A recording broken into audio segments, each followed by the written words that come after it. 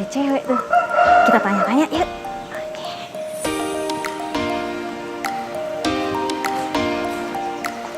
Mbak. Oi, Wih. Ngapain Mbak di sini Mbak? Apa masih ya, kabar? ngadem Ya ampun, sambil ngadem. baca-baca berita. Ih, enak ya Mbak suasananya. Enak banget. Mbak ngomong-ngomong nih Mbak. Saya kan cuma kenal namanya doang nih, Michelle. Nama panjangnya siapa sih Mbak? Mau tahu aja atau mau tahu banget? Ih, kita tuh mau tahu banget. Saya jadi terharu. Iya. Nama panjangnya Michelia Retnaning Tias. Itu saja. Mbak Michelle aslinya dari mana ya? Aku aslinya dari Kebumen. Kebumen. Di Kebumen itu ada GKJ? Ada, aku orang GKJ Kebumen. Dari dulu berarti? Dari awal udah Dari masuk. awal dari GKJ? Betul. Sampai GKJ sini nih, Bekasi Iya, Timur. sampai di Bekasi Timur, betul. Pernah nggak ke gereja mana-mana? Sempet sih tahun 2015-an gitu coba mencari-cari yang enak mana gitu kan sesuai via waktu itu masih muda. Udah gitu. kayak makanan ya? Yang enak yang mana? Ya namanya juga beribadah kan nyari yang enak dulu, Iya, yang gak bener enak juga belakangan deh gitu Iya kan. benar juga Mbak. Iya. Ya pada akhirnya jatuh cinta di GKJ aja. Kenapa bisa pada akhirnya jatuh cinta ke GKJ Mbak? Karena gue orang Jawa kali ya. Jadi Sefrekuensi? betul itu lebih tepatnya berarti satu untuk frekuensi. yang di luar dari orang Jawa nggak sefrekuensi? Maksudnya apa ya, nih? Mbak? Maksudnya apa nih? KTT antar ya. Oke Mbak, gini Mbak, anak-anak muda kan harus bukan harus sih, tapi memang harus dan selalu mengambil bagian dalam pelayanan. Setuju banget. Nah, Mbak Michelle, waktu muda itu terlibat dalam pelayanan apakah? Jujur kacang ijo gue nggak pernah terlibat pelayanan. Jadi aku mulai ngambil pelayanan itu mulai 30-an lah. 30-an, Umur tapi 30-an masih aku muda berarti ya. 30 kan masih muda Mbak. Biasanya sih kategori muda itu mulai dari 20-an gitu ya. Aku berarti udah nggak muda lagi, udah baru Tapi kan sekitar jiwanya 30-an. masih muda. Oh, tetap itu Wih, sampai mantap. sekarang. Iya, makanya masih berpelayanan sampai sekarang. Ya, betul. Puji Tuhan. Di mana Mbak? Di komisi apa tuh? Sekarang berpelayanan di Komisi Layanan Kedukaan dan Komisi Peribadahan. Dua komisi, ya. Cara membagi waktunya gimana Mbak? Bisa sampai expert di kedua komisi ini, asik expert. Awalnya memang ada di Komisi Kedukaan saja. Nah, kalau Komisi Kedukaan kan memang pekerjaannya jarang-jarang ya, karena mengurusi orang yang meninggal. Jadi pekerja hanya pada saat orang meninggal. Nah, begitu ditawarin untuk di Komisi Peribadahan ya, aku pikir karena jenis pelayanannya tidak harus setiap hari, tidak setiap saat, hanya waktu-waktu tertentu ya, aku sih kenapa enggak gitu kan. Ya oke lah, join di dua komisi nggak masalah. Tapi saat ini juga aku pengurus kelompok PTRG juga. Wow, luar biasa. Mbak, gini Mbak, nah waktu itu Mbak Michelle waktu mau masuk ke dalam komisi itu, apa ada rasa gugup, takut, ntar takut dikucilkan atau takut tidak dianggap atau gimana sih Mbak? Enggak sih, aku sih kalau waktu itu sih aku tidak merasa kenapa-kenapa, ya biasa aja, karena aku menganggap masuk komisi itu kayak aku berorganisasi aja gitu kan. Hanya saja ini nilainya kita bekerjanya untuk Tuhan. Kalau kadang-kadang kalau organisasi di luar dari gereja kan ya untuk sesama atau untuk di pekerjaan, ngurusin pekerjaan gitu. Kan kita kerja juga sebenarnya organisasi juga. Jadi perasaanku sih biasa aja. Benar-benar berpelayanan lah ya? Ya betul. Tidak ada motif lain gitu ya? Nggak ada. Tidak ada motif lain, berarti benar-benar pelayanan di komisi. Betul. Sampai sekarang. Iya. Nah Mbak, saya mau nanya nih. Ini kan ada 3 nih Mbak, pengurus, komisi peribadahan, komisi kedukaan. Yang paling susah ini buat Mbak Michelle pelayanannya di mana Mbak? Komisi atau pengurus atau ya di mana menurut Mbak? Paling susah di komisi peribadahan sih, jujur saja. Kenapa Mbak? Wah, saya jadi tertarik nih. Kalau di komisi kedukaan kan hanya ngurusi orang meninggal, dia nggak bakal protes kita apa-apain. Bener juga Mbak. Tapi kan keluarganya ada Mbak, keluarganya yang meninggal. Loh, jadi gini, kalau di kedukaan itu dengan kita hadir melayani mereka, mereka udah sangat-sangat senang gitu loh. Kenapa di komisi peribadahan itu lebih susah? Karena ini atas nama gereja, jadi jalannya ibadah itu tergantung sama kita di komisi peribadahan gitu. Lancar, tidak lancar, dan itu kan tidak hanya dikerjakan oleh komisi peribadahan saja, tapi harus ketemu dengan yang lain gitu loh. Kayak ada majelis, teman-teman di multimedia, pemusik, dan segala macam, dan mensinergikan itu tuh tidak mudah. Kompleks ya Mbak? Iya, kan ibadah sendiri itu memang seharusnya, sebaiknya itu melibatkan banyak orang. tidak dikerjakan oleh satu orang. Ini kan melibatkan banyak orang, Mbak. Mm-mm. Dan Mbak sebagai ketua komisi peribadahan, Mm-mm. nah, gimana kiat-kiatnya Mbak menghadapi banyak orang? Yang pertama, lo harus selesai dulu dengan diri lo. Gimana tuh caranya? Itu proses, Oh, itu pasti proses. lah. Yang pasti kalau berpelayan itu harus punya komitmen jelas. By the way, kita lagi ngomongin komitmen, Mbak. Mbak gimana caranya untuk berkomitmen sampai pada akhirnya gue mau jadi ketua ini nih, gitu. Komitmennya tuh, kayaknya Mbak Michelle, saya ancungin jempol. Komitmennya Mbak Michelle nih. Saya tidak pernah berpikir untuk jadi ketua, beneran. Oh. Sebenarnya tidak mau sih, tapi ya sudah, karena nggak ada lagi yang mau, ya udah. Jadi jujur nih agak kepaksa jadi ketua gitu kan. Agak kepaksa ya? Karena waktu itu semuanya cowok dan saya cewek sendiri ya. Komitmen yang pasti pada dasarnya kita yang satu itu harus tahu rasa bersyukur dulu. Kalau kita sudah bisa bersyukur bahwa berkat Tuhan sama kita udah banyak, bahkan melimpah, pada saat kita diminta untuk berpelayanan sama Tuhan, kita ya benar-benar harus komitmen.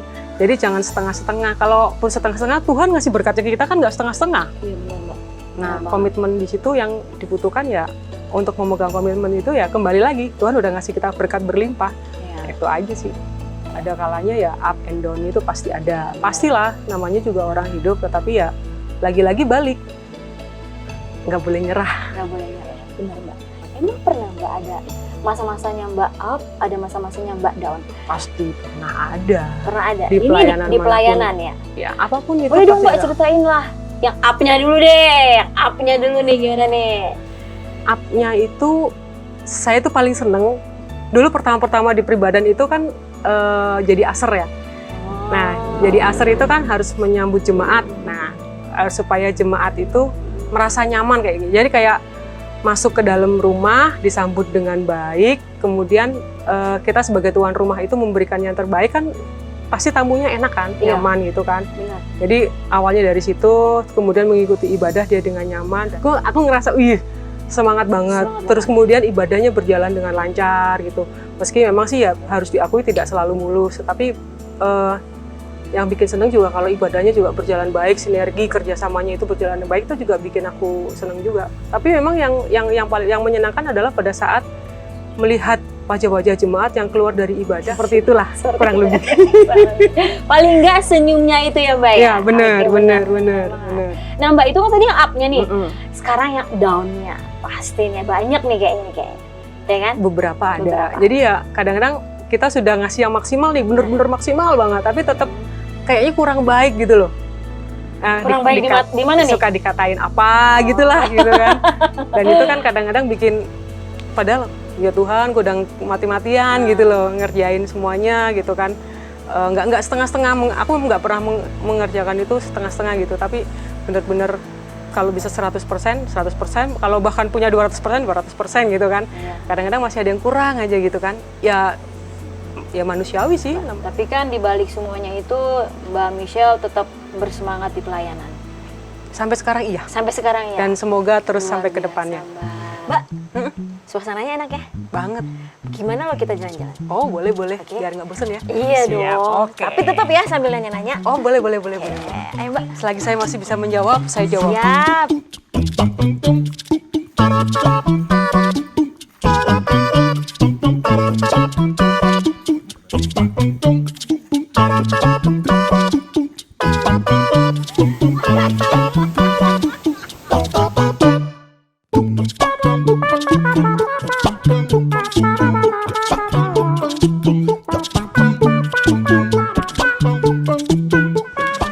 Mbak, duduk sini yuk. Oke, Sambil sip. ngobrol-ngobrol lagi Mbak. Lanjut nih. Ih lanjut dong. Oh, saya pikir udahan tadi Nggak di apa-apa. atas. Ih belum dong Mbak. Masih banyak yang harus diperbincangkan. Karena saya masih penasaran. Mbak, ngomong-ngomong tadi kan Mbak sudah mempersembahkan 100 kalau bisa 200% kan ya? Betul. Bener kan Mbak? Betul. Nah Mbak, udah berapa lama sih Mbak masa pelayanan yang Mbak di GKJ Bekasi Timur? Kalau berawal dari pengurus kelompok ya, aku udah cukup lama sih, kalau nggak salah kurang lebih aku 3 periode. Jadi kalau satu periode 3 tahun, berarti di pengurus kelompok itu kurang lebih udah 9 tahun. Gak ada yang mau gantiin Mbak? Entahlah, sebenarnya pengen ganti sih. Semoga sih tahun 2023 Saya doain, diizinkan boleh diganti. Saya doain Mbaknya jadi majelis. Makasih. Oke Mbak, nah Mbak sekarang gini, kan Mbak di peribadahan bukan cuma Mbak doang kan, betul. banyak juga anak-anak mudanya kan ya Mbak Pasti. ya. Nah Mbak gimana sih Mbak ngelit anak-anak muda yang sekarang ini di dalam pelayanan, khususnya pelayanan peribadahan? Ngelitnya. Ya. Pada akhirnya kita ngerasa bahwa kita pernah muda gitu kan, ya perlakukan aja waktu kita muda kurang lebih ya mirip-mirip lah. Kita seharusnya memperlakukan mereka seperti itu gitu. Jadi ya kalau anak-anak muda, apalagi anak-anak sekarang gitu, kita nggak bisa menegur dengan keras gitu kan. Kita tegur tapi caranya ya sambil bercanda. Gitu. Yang dimaunya anak-anak Yang muda dimaunya, gitu ya. Ya jadi jangan langsung lu salah, nggak boleh begitu. Tapi Mbak pernah nggak ngelihat ini anak muda ini bagusnya di sini di dalam peribadahan itu. Di dalam peribadahan sendiri ada kan ya Mbak bagian-bagiannya kayak apa bikin slide atau mengarahin majelis harus apa atau bagaimana. Nah, Mbak tuh taunya anak muda ini harus tempatnya di sini. Gimana caranya? Sebenarnya sih semua orang kalau di peribadahan ya harus mengalami pelayanan yang sama. Jadi kalau di peribadahan itu kan aku bikin 3 grup nih. Jadi kalau grup 1, grup 2 bekerja, grup 3-nya off. Kayak gitu untuk pertukaran. Nah, satu grup ini isinya hanya 3 orang. Yang 1 untuk operator slide, yang 2 aser di luar sama aser di dalam gitu. Jadi rolling aja.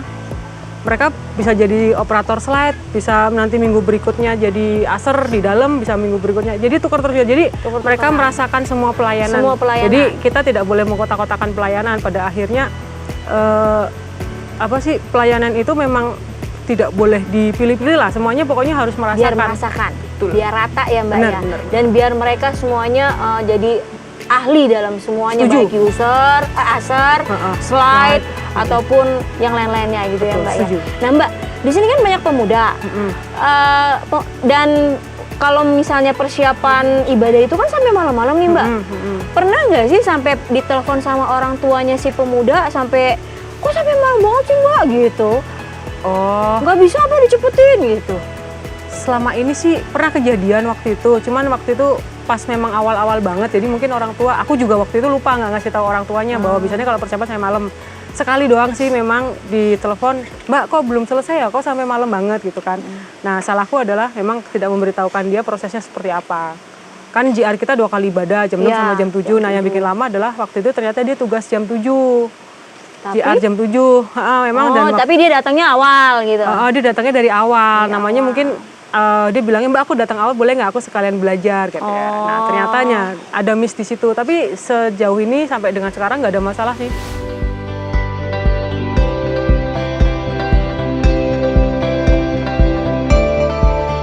Mbak boleh nggak kasih ini dong Mbak wejangan sama para pemuda biar pada ikutan berpelayanan di dimanapun komisinya. Kasih semangat gitu Mbak. Kasih semangat ya? Iya. Gini, teman-teman, selagi kita masih muda, selagi kita masih bisa dipakai Tuhan untuk berpelayanan aja tanpa mau lihat bidang pelayanan apapun itulah. Karena dengan berpelayanan kita belajar berorganisasi, dengan berpelayanan kita belajar kenal orang lain, belajar karakter orang lain. Benar banget Mbak. Jadi kita bisa tahu kalau seandainya ketemu karakter A gitu kan, kita bisa memposisikan menjadi karakter B atau apa gitu kan. Nah, saya belajar banyak dari situ. Jadi saya pikir kalau teman-teman gabung di komisi gitu, kalian akan mendapatkan banyak ilmu gitu loh. Tidak hanya tentang ilmu di komisi tersebut gitu kan, tapi juga mengenal orang, mengenal karakter orang gitu kan. Dan karakter diri sendiri. Nah, betul. Nah, itu yang harus dibangun ya Mbak ya. Betul. Bisa diadop, tidak harus sama persis sih. Jadi kalau kita di peribadahan sama di multimedia, setelah kita yang terkhusus jam 6 pagi nih, Ya. Setelah ibadah kita rame-rame sarapan bareng, makan bubur tuh di kantin sebelah. Ya. Nah, kita di situ tidak melakukan evaluasi apapun, kan evaluasi sudah ada, tapi dengan makan bareng, ngobrol bareng gitu kan, ada bonding di situ gitu loh. Nah, mungkin hal-hal itu juga perlu dilakukan oleh majelis pendamping, mungkin tiap ketua komisi. dari komisinya gitu. Jadi tidak hanya melulu tentang pekerjaan, tentang pelayanan, tetapi di luar itu juga perlu ngobrol yang nggak jelas nggak apa-apa. Nah, ini nih Mbak yang kurang nih kayaknya harus nih. kayak gitu sih kayaknya. Jadi kan kita bisa membangun kedekatan dari situ dulu. Benar Kalau banget, kita sudah dekat satu sama lain, saya pikir pelayanan walaupun berat, mungkin harus sampai malam dan mungkin kadang-kadang ya butuh energi yang lebih. Saya pikir teman-teman pasti akan rela dan senang-senang saja melakukannya karena kita sudah mempunyai keterikatan satu sama lain gitu loh. Iya Mbak, benar Mbak. Wah, pengalaman yang Mbak Michelle keren banget ya, ya Mbak ya. Apalagi pada saat ngelit anak-anak muda nih. Dan pada saat di akhir, pada bagian akhir makan bubur bareng-bareng itu saya acungin jempol Mbak. Kayaknya itu memang harus diadakan di tiap-tiap komisi. Kalau Mbak Michelle mah udah keren Mbak. Keren dari mana? Saya mah biasa aja tuh. Iya. Saya mah siapa tuh? Pokoknya apapun pelayanan kita itu hanya untuk Tuhan. Setuju, Benar ya, itu Mbak, saja. Ya? Tapi kita harus tetap menjaga pelayanan, bertanggung jawab dan berkomitmen sampai akhir. Iya, yang pasti itu tanggung jawab sama komitmen dengan pelayanan. Kalau kita nggak punya dua itu percuma. Percuma ya Mbak ya. Iya, kita mau sepintar apapun, bahkan mungkin punya lulusan S3, bahkan doktor, kalau tidak punya tanggung jawab dan komitmen, ya sama saja. Saya lebih milih anak SMA atau anak SD yang punya tanggung jawab dan komitmen gitu aja. Iya benar Mbak. Oke Mbak, tapi Mbak, aku jadi penasaran ya Mbak. Cita-citanya Mbak sebenarnya apa sih dulu? Saya? Iya. Pemadam kebakaran, Bu. Pemadam kebakaran? Iya. Oh, mantap Mbak. Berarti Mbak sudah bisa memadam emosi para anggota peribadahan hingga akhirnya memunculkan emosi yang baru yang lebih positif untuk melayani di gereja. Asik. Benar Mbak? Suka statementnya. Oke Mbak, nanti kita berbincang-bincang lagi ya Mbak. Terima kasih banyak. Terima kasih banyak Seru loh, ngobrol Mbak. sama Mama Monik. Kapan lagi nanti kita ngobrol ya sambil makan bubur. Setuju. Setuju kan? Oke, ya. Oke Mbak. Nah teman-teman, khususnya untuk para pemuda, dengar apa kata Mbak Michelle. Jangan sampai tidak memiliki komitmen dan tidak bertanggung jawab pada saat pelayanan. Ingat, salah satu yang diperintahkan oleh Tuhan Yesus adalah mengambil bagian dalam pelayanan di gereja. Dadah! Mbak, dadah dulu! Aduh.